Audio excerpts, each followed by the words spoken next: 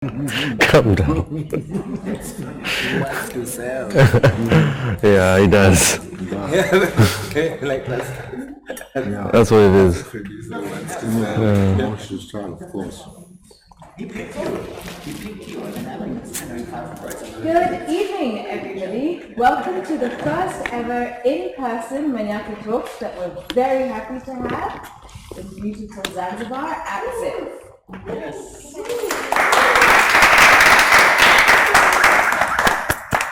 I'm going to ask you all to maybe come a little bit closer, seeing this is such a nice intimate setting. Please grab some coffee if you haven't already, some dates, and have a seat. It is my absolute extreme pleasure to introduce to you the very illustrious Amil Shivji, the ever illustrious Soko, and the ever illustrious Mohamed Ouma, all of who are going to be having a conversation moderated by Mohamed on filmmaking, their respective very illustrious careers, and how they feel about East African cinema, and then there'll be a little gush fest, and then there will probably be some questions should you choose. But enjoy the conversation, guys. Thank you. Thank you so much. Thank you. Thank you, Awa. Good evening, everybody. I know there are people online as well.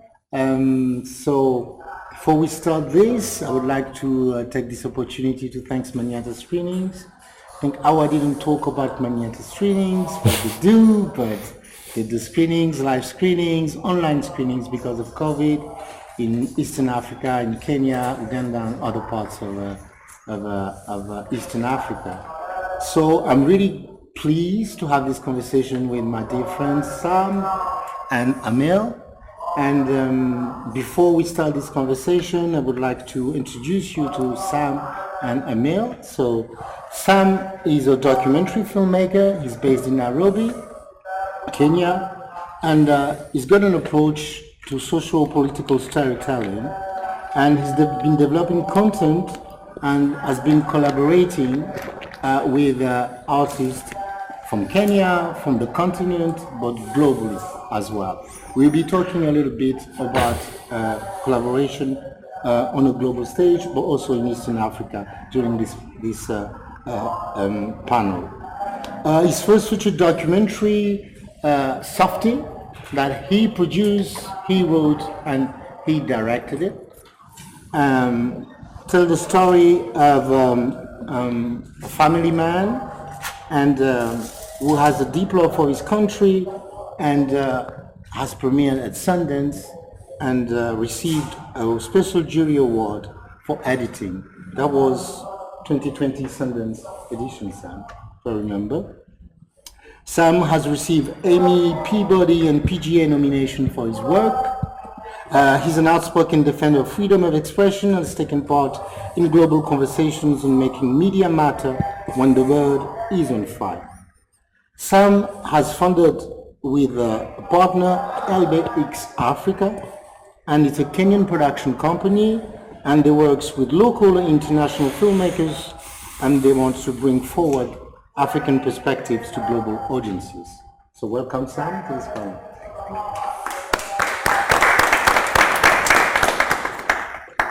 And we have Amil, because we do have a non-Tanzanian crowd here. I have to introduce Amil.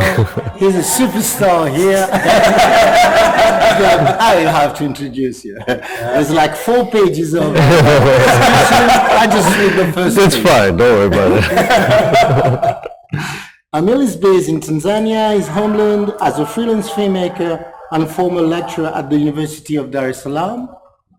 He believes in using images to challenge the powers that be, in particular deconstructing urban facade of development and emphasizing the strength and struggle of marginalized communities. Amil has set up an independent production house called Kijiweni Production that is committed to telling local stories with international standard. He has written, directed, and produced a few short fictions that have addressed issues that goes from corruption and land grabbing to commentary on the growing class divide here in Zanzibar, but also in Tanzania, in mainland Tanzania. This is very, I want to be politically correct.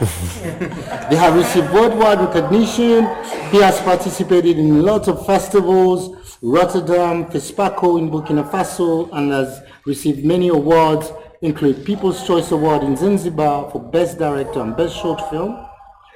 His first feature film that he produced, wrote, and directed was Aisha, that came out in 2015, I believe, and has been screened in LA, in Seattle, in Washington, in Toronto, in Singapore, and has picked up lots of awards here at this festival in ZIFF in 2016, 4 awards, if I'm correct. It's good. He has directed, it's very good.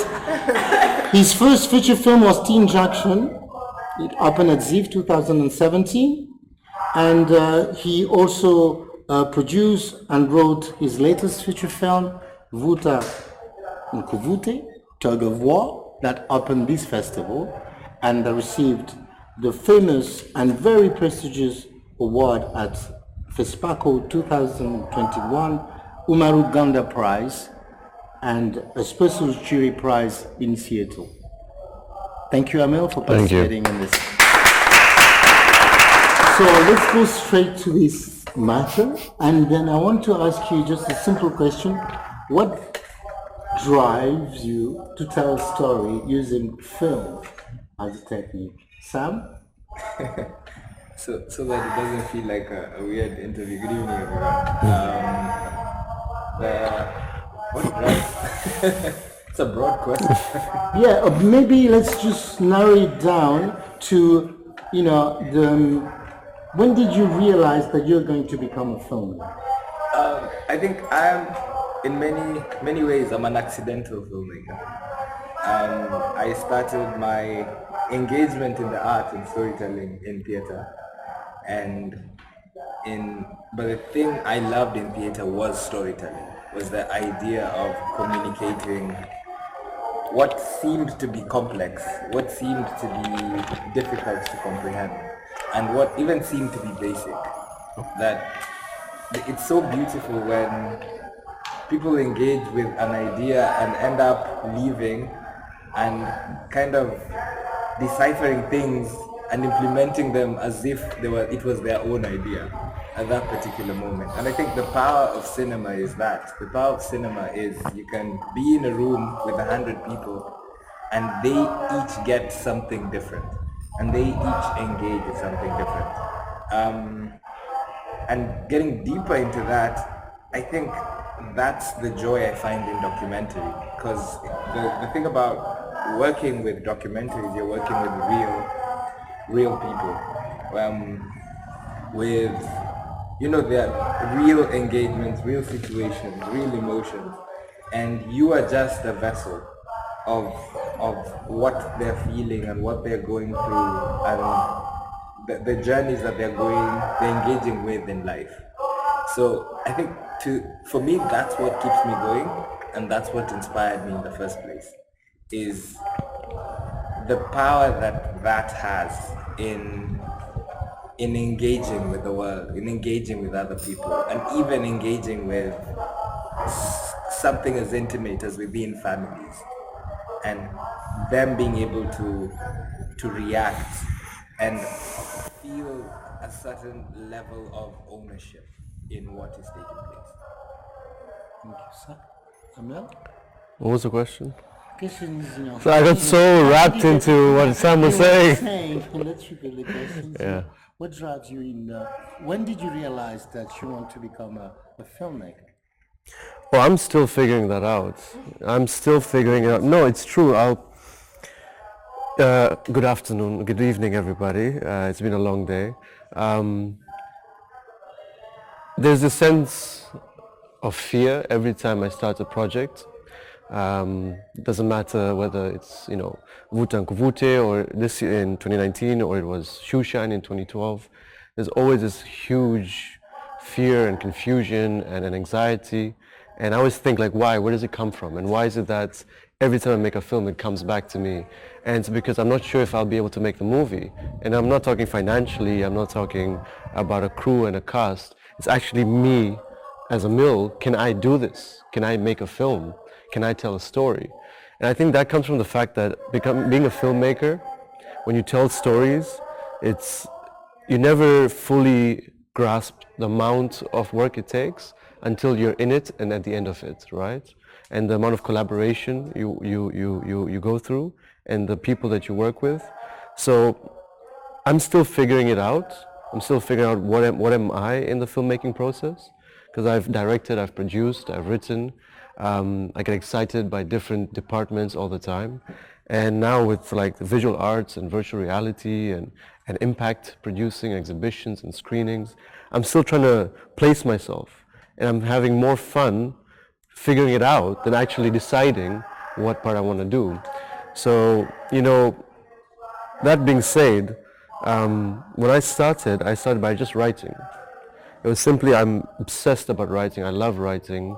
I love expressing what's happening in here with pen and paper.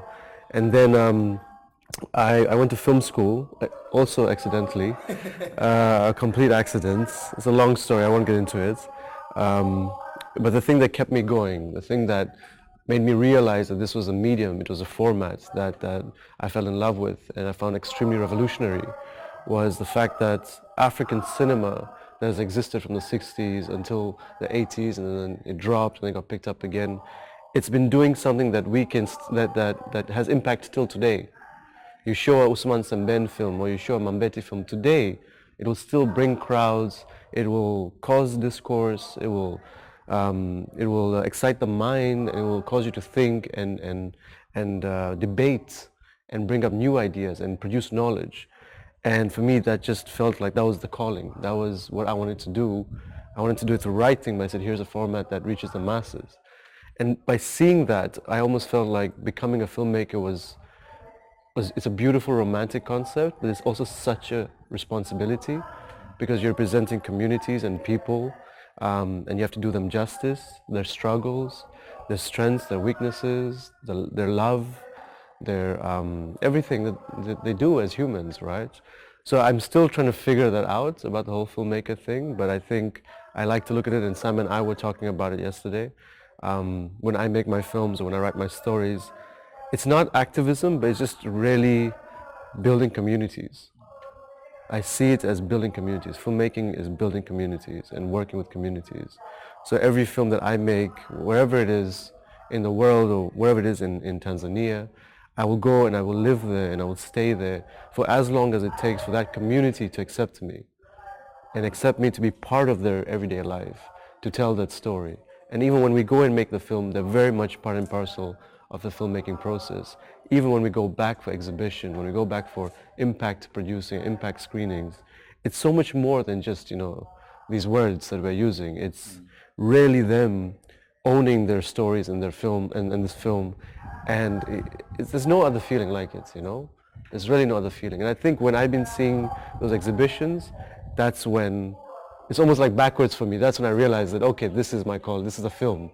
You know, this is what I want to keep doing, but not necessarily in the director's seat all the time or the producer's seat, but being part of this process where, especially in our context, we've been robbed of those spaces for so long. To be able to be part of this movement and this really exciting way to engage people has been very, very cool for me, and just I know that this is definitely how I want to proceed with telling stories. You talk about the challenges, and we will come back to the challenges, but when you started, like almost 15 years ago, so you have like... It's not that long, man. It's not that long? It is. You have a career. You have a career. But you guys, when you started, you know, because this is quite focused on Eastern African and Eastern Africa. What were the challenges when you started? And those challenges are still there? Do you think they're still there? Or do you think you've managed to, at least if they're still there, did you manage to grasp them better? Do you understand them better? I think even using the word challenge, challenge has weight. Challenge means there was something, but there was problems. When we started, there was nothing. Particularly in documentary, I keep telling this story of how the first time someone told me that people fundraise for documentary, I was like, where? Because it wasn't a thing. Because for me, even watching, I remember watching, there's a documentary called Nostalgia for the Light. And Patricia Guzman, yeah. And I watched it, and this was, I think, in 2010, 2011, and I was like, oh my God, who does this? This is so amazing. There's no way we would ever make anything like this. It was a sudden level, it was the moon, it was Mars. And there was no one to have that conversation with. Because there was nowhere to look, we were barely, it was a time we were still going to internet cafes to see what's going on in the world. The concept of documentary, not only to me, but those around me, was the NGO work, which was, still with a limited few, because we're talking about a time where people are still filming on tapes and beta cams and DV cams, where you'll be so happy to just get a job that is dabbing the tape to digital, which is the worst job anyone can give you. Because you have to be there until the tape is run over, and the tape is, these tapes were like 60 minutes each, and someone gives you, 10, 20 tapes. That means that you're not going anywhere. You're just there waiting for it to run. And in that existence, it will be like, why would you do this job? And in your mind, you imagine there are people before you who used to cut the work, who used to, when you tell them you need to do a change, it would be like a scary thing. So for me in particular, getting into the space was having to deal with a deep environmental noise that tells you this is nothing, move on. Having to hear your parents, your friends, your relatives waiting for this fad to go, and be like, the university is hiring. You could be a teacher. This accounting thing is not bad. You could at least sustain yourself. You could make these things you do on the side. And my parents, for the longest time, used to tell people I used to make. There's a very popular TV show in Kenya called Yo Jamaa Kamani, which is it's a sitcom. It's like a court drama. Been there forever. So whenever anybody would tell them what do I do, they'll be like, he does this the other things. Because even for them, they couldn't grasp what we were trying to do.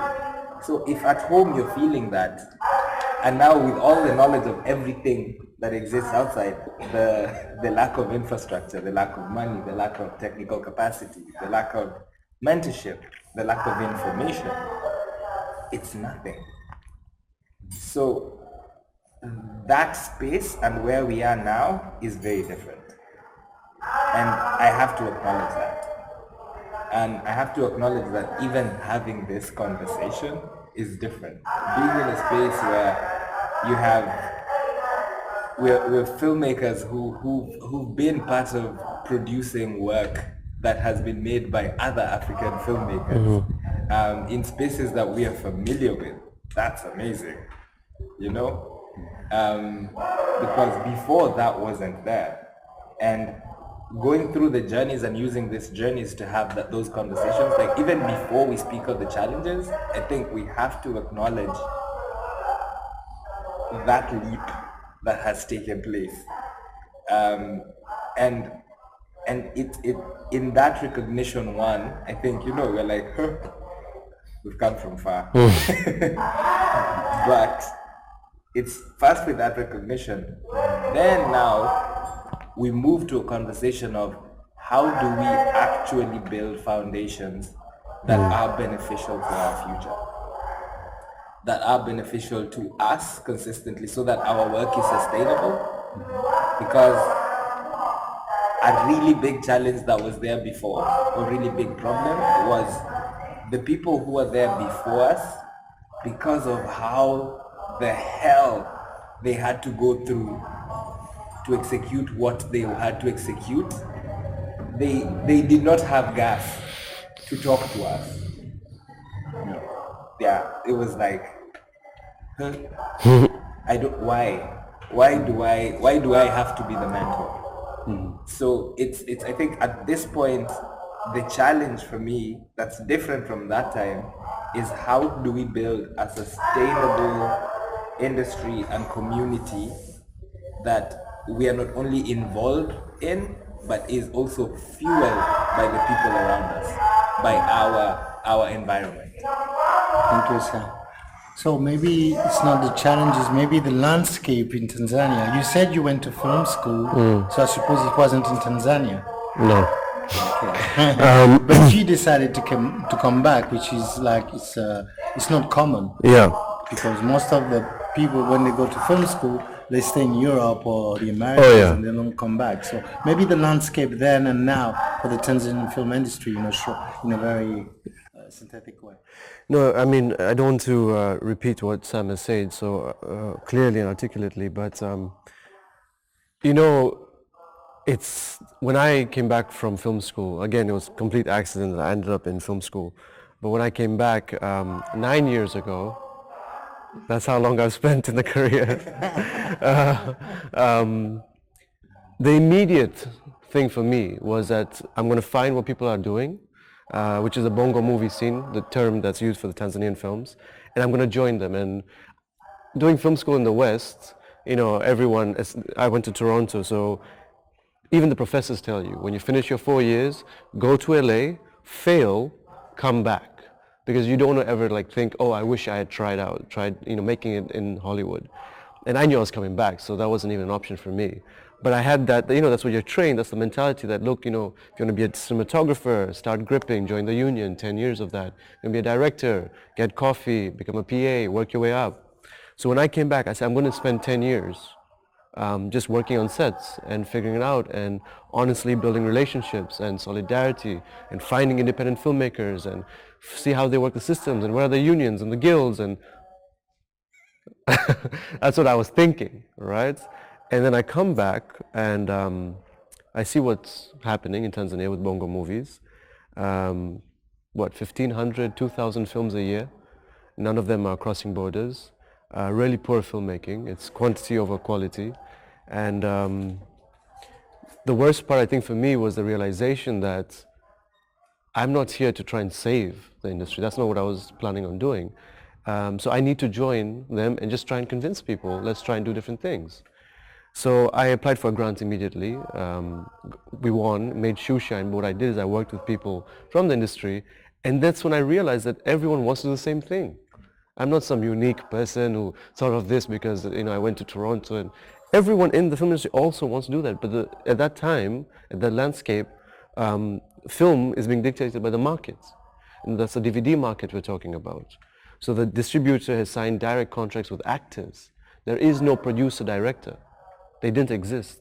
The actors have become producers by the simple fact that they've signed the contracts. So just by their face showing up on the film or on the DVD cover, their film is distributed. And that distributor owns the markets all the way from Congo to Rwanda, So that was what the films were being defined by, that relationship. And once you acknowledge that and you have that and you can articulate that in an argument or in a conversation over a drink or over your tea or whatever, people started changing their mentality, their mindsets. And now when I look at what's happening now, that distributor, because they have these crazy networks, he could sell anything. Now they sell solar power panels. They don't do DVDs anymore. Solar power refrigerators, panels, because they have the network, which means all these filmmakers suddenly are out of work. They don't have any jobs. And now they moved into dubbing or selling Instagram posts, being influencers, but not making films.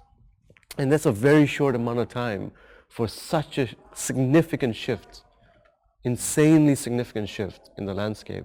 And I think for me, instead of looking at that, and my fellow filmmakers, instead of looking at that as a challenge, we say this is actually extremely exciting because we get to pave a new path, making progressive leftist films, independent ideas, independent approaches, non-professional actors. Literally, I use principles of third cinema, to make films, and that's the one that's playing at Century Cinemax in the mall. That's the one that the film board is like, oh, you make good movies, you know? So in a funny way, we end up using like this independent space, independent approach to really attack and overpower mainstream methods of making films.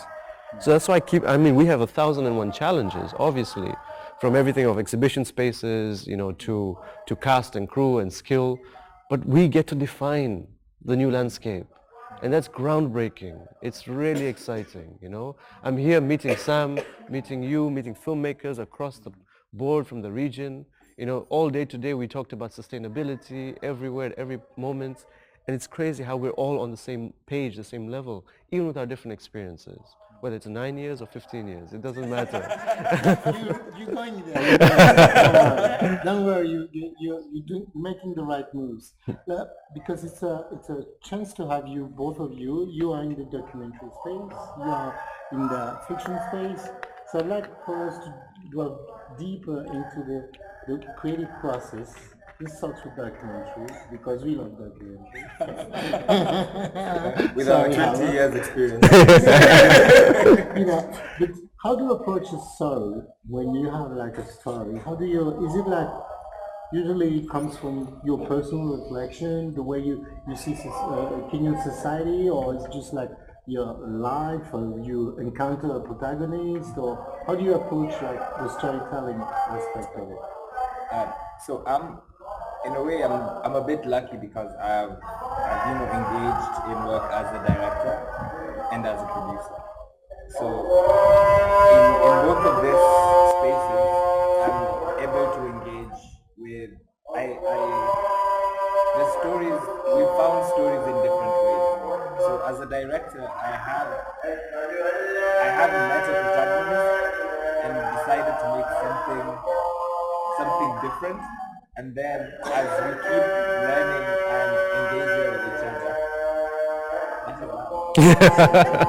that's the call for prayer. It would last 30 seconds or 1 minute. Yeah, but It will last about 3 minutes. because there are other mosques as well. Okay. And then continue. Okay. Thank you. But si kuna misikiti na si wao moja afu mwingine afu mwingine. Surrounded by And they don't all cooperate at the same time. 5 minutes later, then it's like a train. Documentary. Yeah, so I was saying, I feel I've been lucky to engage in the space both as a director and producer, and in those spaces, the stories come in different forms and in different ways. In one way, I've had the engagement of trying to, the activist in us, trying to find a way to make a film with a protagonist that in the process you find there's something deeper, something larger, something greater that you could tell, and that ended up being Softy. And then there's another engagement which I had where I had to build, where there was the idea of something that we wanted to say, but it needed to build the relationship with different protagonists and different people. And in that process, and both in this process, they take time. They take a lot of time. In one case, it took almost a year. Another case took almost 2 years.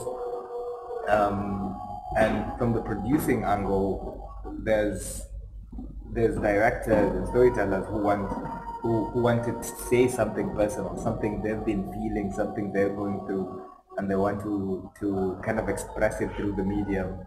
And that is the case with the film No Simple Way Home. Mm-hmm. And there's another mid-length film called What's Eating My Mind that's coming out soon, about a lady who's going through a knowledge of finding out that she has bipolar, and her family finding out as well, and how they deal with it. And I think in all these scenarios and in all these spaces, the key thing in how to, that we, all of us, I think both as a producer and director, that you kind of have to figure out is how to express them in a way that our primary audience can connect with. and primary audience in all of these cases are where the films are made and told. So in Softy, it was Kenyans. In No Simple Way Home, the South Sudanese. In What's Eating My Mind, same thing. It's Kenyans and people who are going through. But how do you manage to put like limitations, because it could be dangerous, like you could be overthinking what the audience, what the local audience is, with the taboos, with stuff. How do you manage to deal with that, you know, because thinking about your audiences while in that process could be very tricky and risky. It's the simplest word I have is truth. It's trying to be as honest as possible in what you're creating and how you're making it. Not only with yourself, but also with who you're making it with. I personally view the people we film as collaborators. I don't view them as this separate entity that we keep them in secret somewhere, that they should not know what we're doing, that kind of thing. I think I view our protagonists, our subjects, as collaborators. So from inception, the conversation of convincing, or the conversation of this is what I'm doing, is a conversation of collaboration. It's like, this is what I am thinking, and they inform what I'm thinking, because they can totally come and like, that is a lie, you are so wrong, you don't even know what you're saying. And you have to be honest to be like, I get it, I hear what you're saying. And when you're hearing, then that's when you're creating. So in that process, I have learned that that's what audiences get attached to. Because audiences love that feeling of honesty in the screen. They're seeing themselves. The way they could be like, I didn't like this character, but I like this character. And they would even meet the person on the street and be like, so what did they do? Because they feel invested in what's taking place. And that only comes through in a level of honesty which you create in the process of making the film. Thank you, sir. Amil, it's a different process when it comes to fiction. Fiction starts with writing. I know in documentary funds like us or Doc or other funds, we ask for narrative proposal writing, but obviously we know that when we go shoot, the reality is totally different, because we're writing from, when we're doing our research, and then we have some information and documents, but we know that when we're going to shoot, anything can happen, and usually it happens. But you start with the writing process, and it's a very thorough writing process. How do you go from that and working with in a landscape where you don't have professional actors? How do you manage that? You know, it's funny. I mean, obviously, now that I know Sam, we get along so well, even in the way he talks about stuff. Because one would assume the differences between the formats, the fiction and the documentary. And as you both mentioned, documentary and the planning, and then everything, just throw it up in the air because, you're filming real life, right? Or in quotations. And fiction staged, script, memorized lines, etc. But I've never made a film or written a character that doesn't exist in real life. Never. Every film, every character I've written, whether it's protagonist or secondary, I can tell you who they are. And sometimes there may be a mix and amalgamation of different people, but I will tell you exactly who they are. And I might not even know them by name, but I remember the nuances, the habits, the responses, where their backstory comes from. And that's always been my process.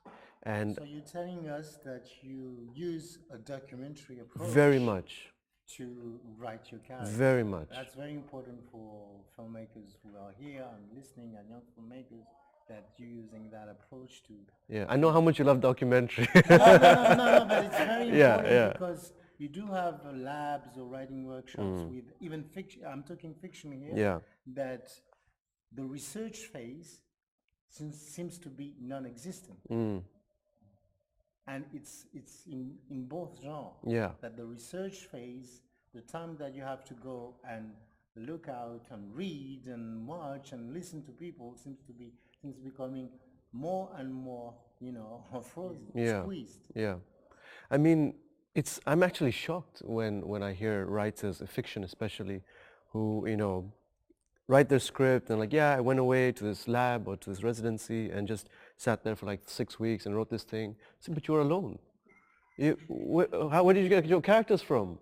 Where did you do your research? Who did you talk to, I'm not obviously saying that that's not the right method, or it's not right or wrong, but I can't ever do that. When I was writing this film, I'm in the midst of the people of Zanzibar. I'm writing it at the stone. I think I might have mentioned earlier or another panel, because I've been on a lot of panels this week. When I was writing Vuta, I was living next to the Culture Tarab group, which is one of the oldest Tarab groups in Zanzibar. And they're rehearsing at 10 a.m., 11 a.m. on Tuesdays and Thursdays. That music is feeding itself into my writing process. And you can feel that in the film as well. And when people talk about, oh, the pacing is great, I'm like, well, it's a Tarab song. Yeah. And The film is a Tarab song. what is remarkable in your film as well is the rhythm of the Tarab almost in the whole film. Exactly. The first time I watched it, I felt like I was in Zanzibar. I felt like I was the whole Tarab song, the whole film.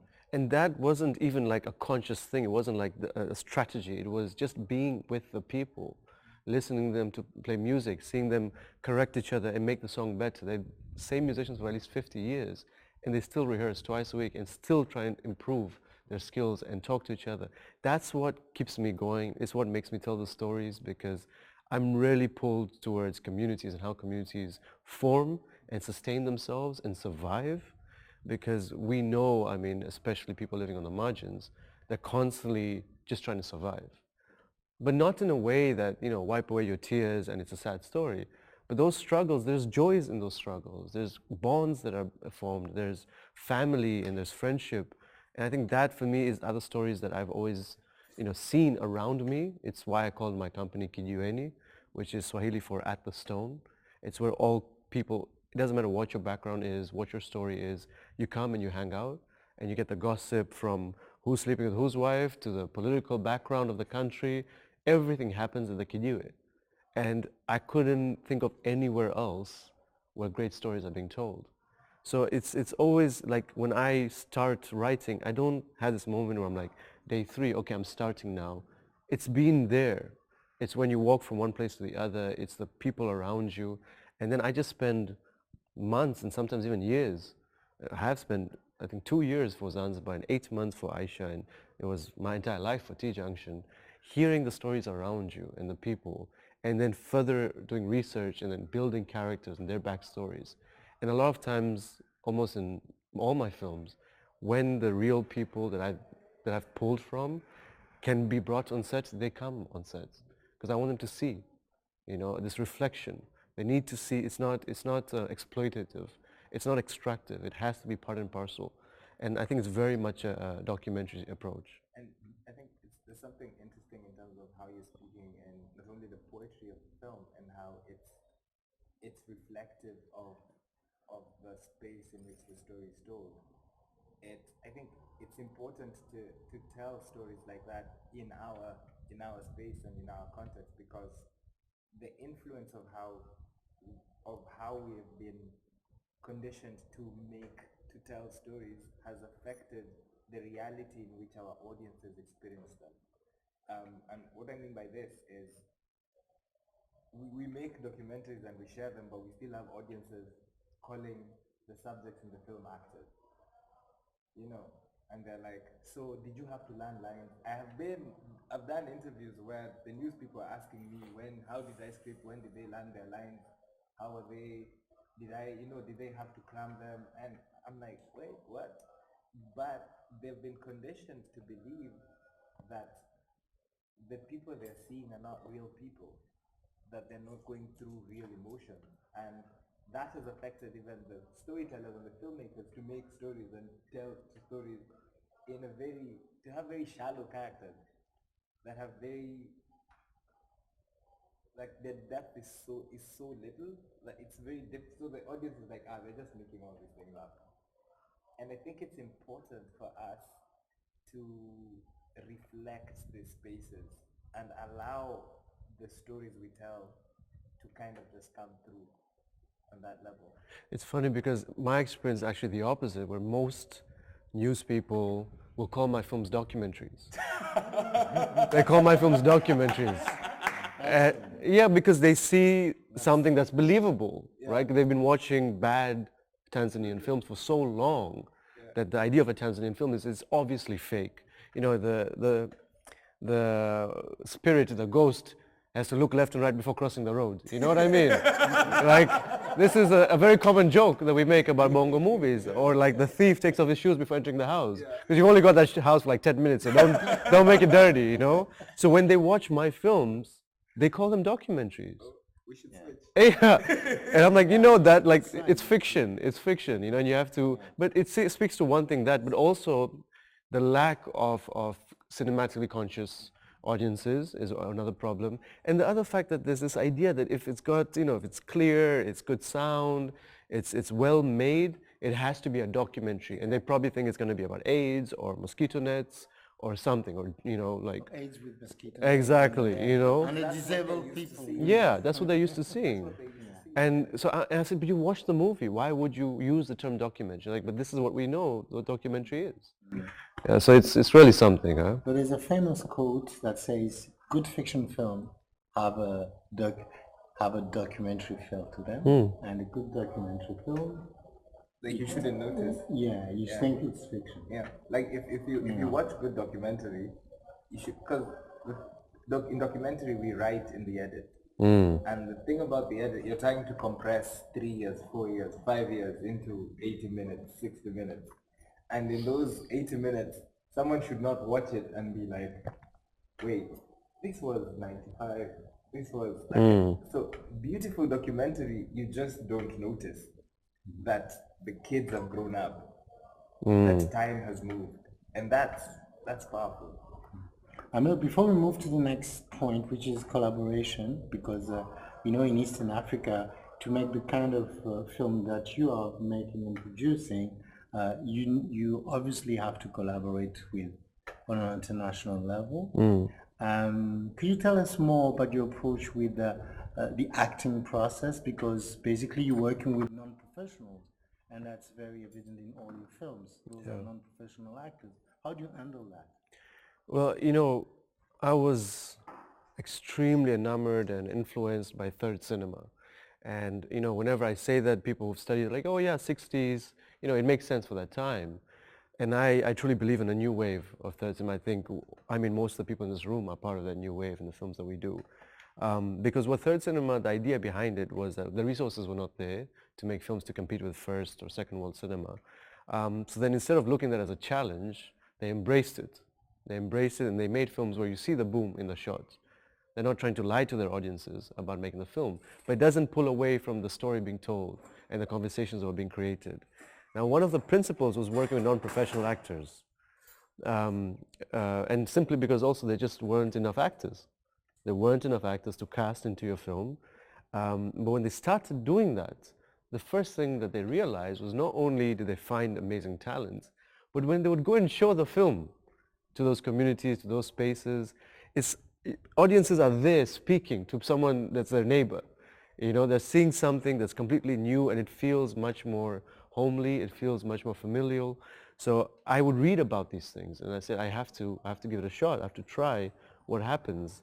When we made our first film, Shoeshine, we gave it a shot. We had open auditions, and this is coming from a place where the film sector at that time has these famous faces, and if you don't include them in your film, it's like you're not making a movie. You know, we don't know what you're doing. But I say, you know, I'll give it a shot, we'll experiment with it, and we'll find out what happens. We find amazing talent, never acted before, do a little bit of training, have these conversations, realize that the economies of scale don't allow them to pursue careers in acting because they have their full-time jobs. And you show the film, and we actually premiered here at ZIFF in 2013, and it wins People's Choice Award at that time. And the number of people who just loved the actors and the characters, that gave me the confidence to keep doing that. Fast forward to all the way to 2019 when I'm casting for Vuta, and now we just have a habit. We do 5 days from 9 a.m. to 6 p.m. It doesn't matter if you've acted before. It doesn't matter what your background is, where you're from. We invite you to the audition for two reasons. One, hidden talent, you never know. But two, to start building this idea of casting and auditions and experimenting with your talents and having the courage and the confidence to actually come out, you know. Because when I made the film Aisha in 2015 in the more rural areas of Tanzania, it's so funny. I was quite young at the time, so I very naive, come from the city, not knowing much about the village life. And we do the first day, and a lot of cast members, a lot of the characters were, middle-aged or older. And they'll show up on time for the audition, and we'll give them the sides, part of the scripts that they have to read. And a lot of them, well, it started by one, and then the second one, the third, and they're like, oh, I forgot my glasses. So can I come back tomorrow? I'm like, yeah, sure, we're here for 5 days, not a problem. And then second person, same thing. Oh, I forgot my glasses. The third person. And the second day two, same thing happens. I'm like, what's going on? Like, what is happening to this town that everyone is forgetting their glasses? And then at the end of day two, one of our location manager, who's from Pangani, the area, comes to me and is like, you're such a fool. They don't know how to read. They don't know how to read, but they're too embarrassed to tell someone who's a quarter of their age that they can't read. So, when I tell this story, because I tell it often, because it's a real moment of realization for me of how we have to be very fluid in the way we work with our actors and in our industry. Other people would just find the people who know how to read, give them the script, memorize your lines and move on. But we changed our entire system of casting. What we did starting day 3 onwards, and we invited them back, was I would act out the lines and ask them to respond based on how, because this was their characters. Like, how would you change the character? Respond how you would like to, forget about the lines. And we actually, that affected the script. And we added lines to the script, so we started collaborating with them. And Aisha, the acting in that film is really amazing. Most of them are from Pangani, inside, not even Tanga town. So you have to be able to change your approaches, but the philosophy and the concept behind it has to be one where you're working with the people to tell their stories. It's not your story that you're imposing on them.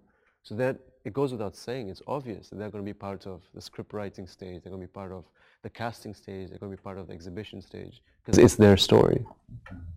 Thank you, Amil. I've been told we have 10 minutes left, but I wanted us to touch very briefly on the fact that starting a film for you, Sam, and for you, Amil, in Tanzania, in Dar, and in Nairobi, you obviously are very ambitious, and you're going to have to collaborate on an international stage, have co-production. How do you tackle that, and what are your red flags, briefly, to what extent can you accept international collaboration, and what it brings to the project that you produce, for Sophie, for example, or for No Simple Way Home, the latest film that you produced? Collaboration is inevitable, and it's something we have to do regardless of our situation. And I think what's important, and again, it all comes from lessons learned. It all comes from beginning and engaging in a space where we had parachute crews, people who were like, oh, there's something story here we're making, we're just looking for a local crew to help us for 2 minutes, and then they come with a local crew and they do, the local crew knows everything, so the local crew end up doing everything, and then these people leave, and we literally read it on the news, or at least someone shares it on Facebook that it's premiering at Sundance, or it's premiering at ZIFF. And the local crew is excited because they were part of the thing, and they share their work. They're like, you should watch it. And everybody waits to watch this film, which never comes, probably comes a year later. And when they're watching it, there's the directed by, edited by, cinematography by, all the people who came, the parachute people who came, and there's Kenyan crew in the end credits at the end. When the people have left, they're not Stephen. So, and that has happened to us, and it was such a painful experience. And going through that, plus even when they go to the awards, it's you know, they're like, we want to come with our Kenyan collaborators. But then the Kenyan collaborators arrive. Doesn't have a visa. And they're like, where? They don't know where they're staying. They don't know. You're making phone calls. You're like, let's ask the Kenyan embassy to help us. Like, people have gone through such traumatic experiences in those collaborations. So we had to learn from that. And for us, any collaboration has to stand and be founded on respect. And I think a mutual respect and understanding that, yes, we may not be on the same technical level, but we have to respect each other. You may be the originator of the idea, but I too am worth my salt. So it's pushing for not only recognition of the teams and the people that you're working with, that's on one level, but pushing on for compensation on the same level. So that's one factor that's big in terms of collaboration and something that people should look out for. And you know, I'm not saying you should fight with the people you're working with. I think it's just the human thing to do. The other thing is looking at what's important for the project. Like, not all money is good money. And not all collaborators are good collaborators.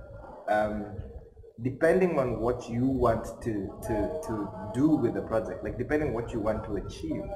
A very simple example is everybody loves to have a streamer for their project. But you also want to do impact for your project.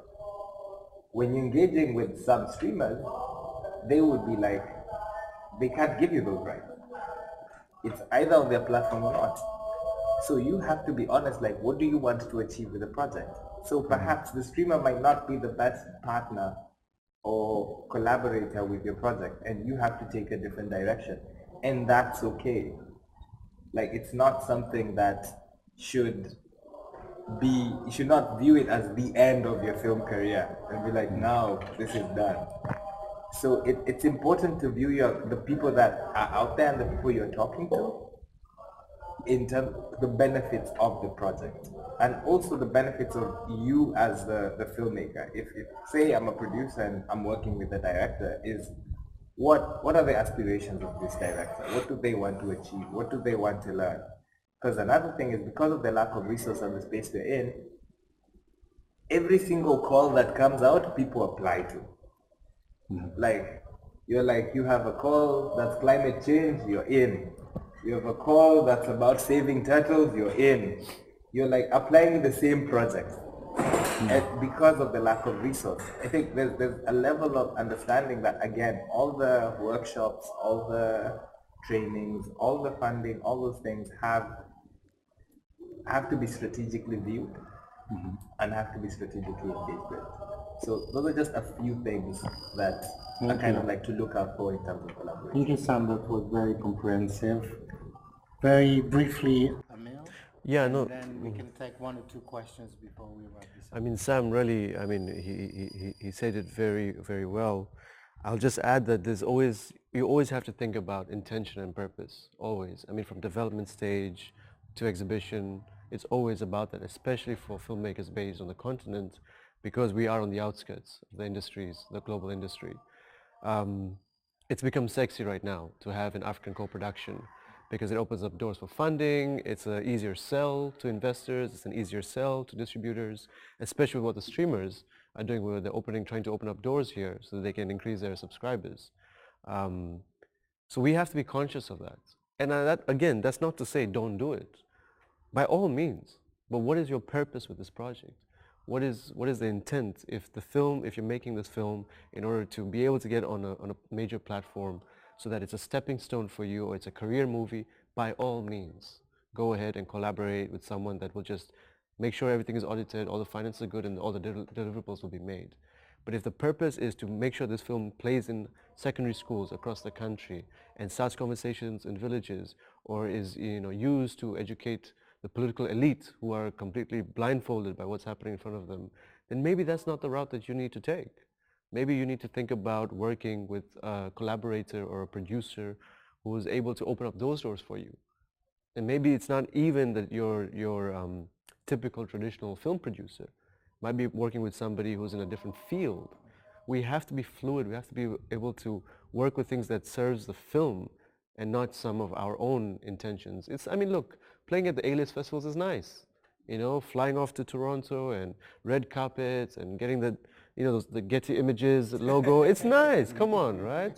You know, it's fun and it's nice. And for a second you're like, maybe I made it. You know, but the reality is that what did you make the film for? And anyone who watches the film and any audience member, I mean, they're no fools. They realize it, you know. We understand that was a career film. That was a career move. And that film has honesty in it. And it's showing for the people. And it's going to have impact. I mean, Softy will play for years and will always carry a message of humanity and of struggle and of finding ways to break the system, you know. And I've watched it twice already, and I can't wait to watch it again.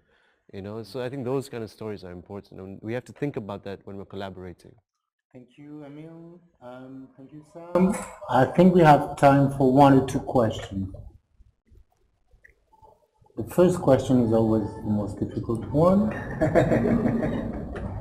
Yes. I was wondering, both of you have a production company. As a filmmaker, would you have made your own production company to make the first feature, or is it something you can push down the line? What's the first step? I think you don't need a production company to make a film. I would say that. Just primarily because I think the reason why a lot of people feel like they have to have production companies is because, again, we exist in a very traumatized art space. Like, a lot of storytellers and filmmakers have so much trauma they carry, and one of the consequences of that is them forming their own production company. I think what filmmakers should push for more is understanding, I think, what Amil was talking about. What do they want? What is important to them? If you want to make money, be honest with yourself. You want to make money. Don't front like you're like, you know, I really want to fight for climate change, but inherently you're like, hey, I want to make money. So I think from that point, then you're like, okay, I want to, because having a production company has its own consequences, has its own needs. Like, there's so many things that come with it, and I believe we're stronger together than having 10,000 individual production companies that make that it's my production company, but I'm the producer and I'm the director and I'm making my own film. I think it becomes redundant in a way. And not to say that you shouldn't do that, but you have to be very honest with what you want. And I think that's what I'm saying. I mean, literally almost the same thing. The only reason why I opened and registered a production company, because I want a grant and they won't put the money in my bank account. They have to put it into a legal entity. And until today, Kijueni for me, yes, it represents an idea, but the company, the legal entity, is just a space where that has a bank account that we can use to apply for grants and the money goes in there. It's more logistical. I don't think you really don't need a production company to start. It helps with logistics in contracts and that kind of stuff, which is a whole other story. And as Sam said, as Soko said, that sometimes we get a little bit too lost in the idea of branding and, you know, having something that you can make an animation for and a logo and printing shirts for them, etc., that we forget about the film. We forget about what we're actually doing and telling the story. I think that's always the thing that should drive you. Last question. Okay. I think we have been very comprehensive. Awa, please, thank you to Amil and to Sam for engaging in this conversation. I was just facilitating.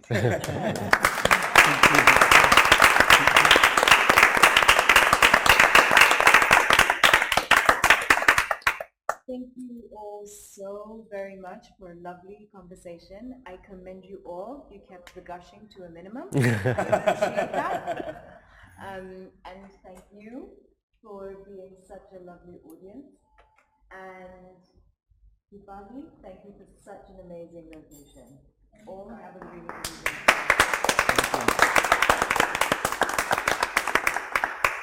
And we draw to a close. Everyone, have a good evening. Thank you.